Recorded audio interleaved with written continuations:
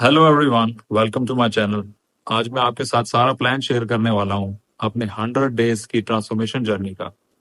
कैसे हम एक नॉर्मल फिजिक को एथलेटिक फिजिक में कन्वर्ट कर सकते हैं।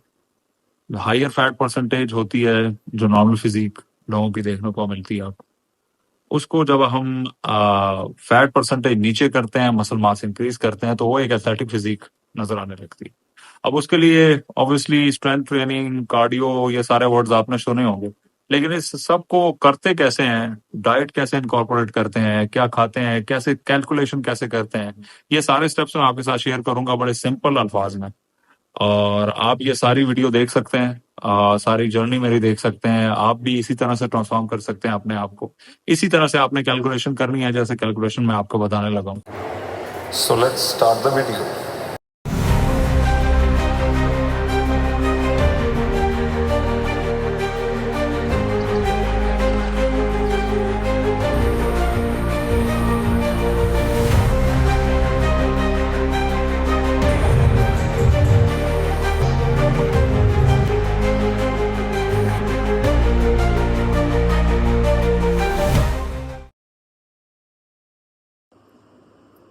अच्छा, तो स्टार्ट हमने कैसे करना है? हमने अपना वेट मेजर करना है, अपनी हाइट मेजर करनी है, और हमने अपनी एज हमें पता होनी चाहिए। सो ये तीन चीजें हमें चाहिए बेसिक अपना बीएमआर कैलकुलेट करने के लिए। बीएमआर क्या है? बीएमआर बेसिक मेटाबॉलिक रेट है।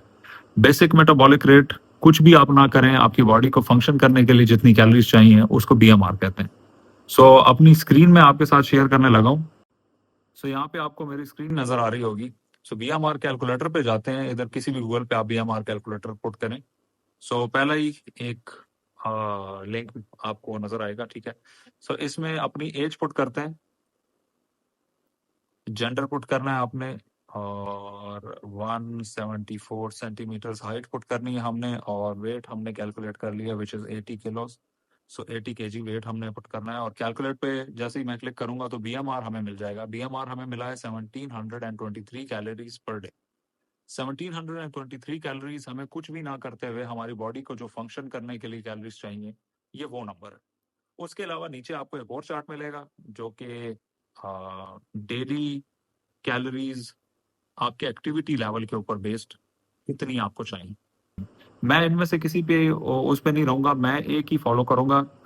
जो फोर्थ वन आपको नजर आ रहा है, डेली एक्सरसाइज और intense exercise 3 to 4 times per week. मैं 3 to 4 times per week intense exercise करने वाला हूँ, ठीक है। उसके लिए मुझे कोई 2600 से 2700 कैलोरीज चाहिए। इसमें मुझे 2670 कैलोरीज, तो हम इसको रफली 2700 या 2600 से 2700 कैलोरीज कैलकुलेट करते हैं। अच्छा, हमें यह पता चल गया कि हमारी कैलोरी नीड कितनी है पर डे। अगर हमें मेंटेनेंस चाहिए, अगर हम 3 to 4 टाइम्स इंटेंस वर्कआउट करते हैं, इंटेंस एक्सरसाइज करते हैं, तो हमें मुझे बेसिकली जो मेरी कैलकुलेशन है उसके हिसाब से 2700 कैलोरीज चाहिए। अगर मैंने वेट को कम करना है और फैट लॉस पे जाना है, सो उसके लिए मुझे कैलोरिक डेफिसिट क्रिएट करना पड़ेगा। सो डिफरेंट स्टडीज यही कहती हैं कि आप बहुत ज़्यादा कैलोरिक डेफिसिट क्रिएट ना करें ताकि आपको मसल लॉस ना हो। सो 400 हम माइनस करते हैं 2700 से, सो ये आएंगे 2300 कैलोरीज। सो 2300 कैलोरीज हम खाएंगे फैट लॉस करने के लिए। लेकिन 100 डेज में 2300 कैलोरीज अगर हम खाएंगे तो इतना जल्दी हम जो हमारा टारगेटेड वेट है उस पे हम नहीं जा पाएंगे।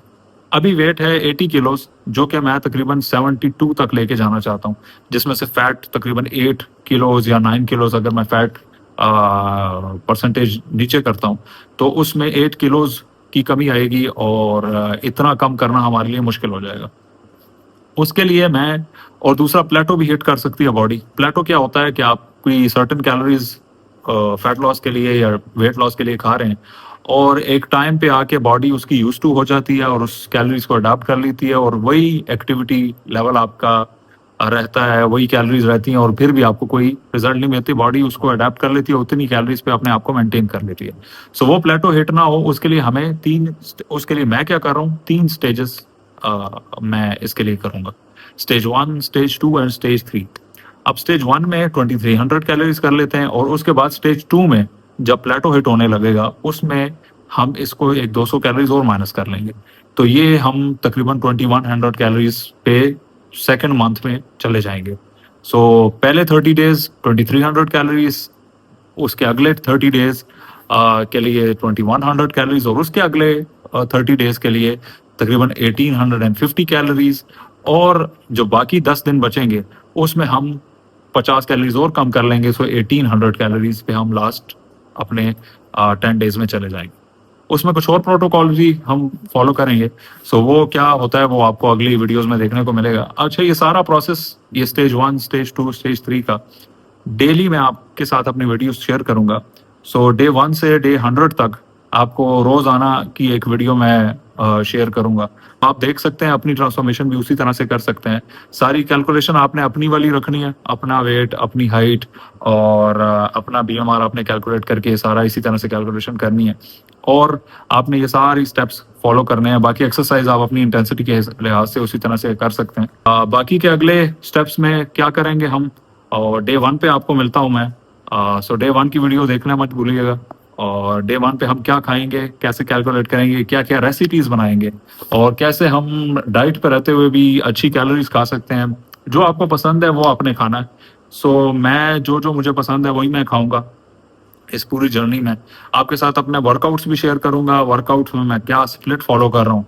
बेसिकली तो मैं push pull and legs follow करूंगा। सो ये 3 डेज पर वीक बन जाता है, और साथ में मैं हाइब्रिड ट्रेनिंग भी करूंगा। हाइब्रिड ट्रेनिंग का मतलब क्या है कि मैं एंड्योरेंस ट्रेनिंग भी करूंगा, जैसे साइकिलिंग हो गई या रनिंग हो गई, जो कि एंड्योरेंस एक्सरसाइजेज हैं।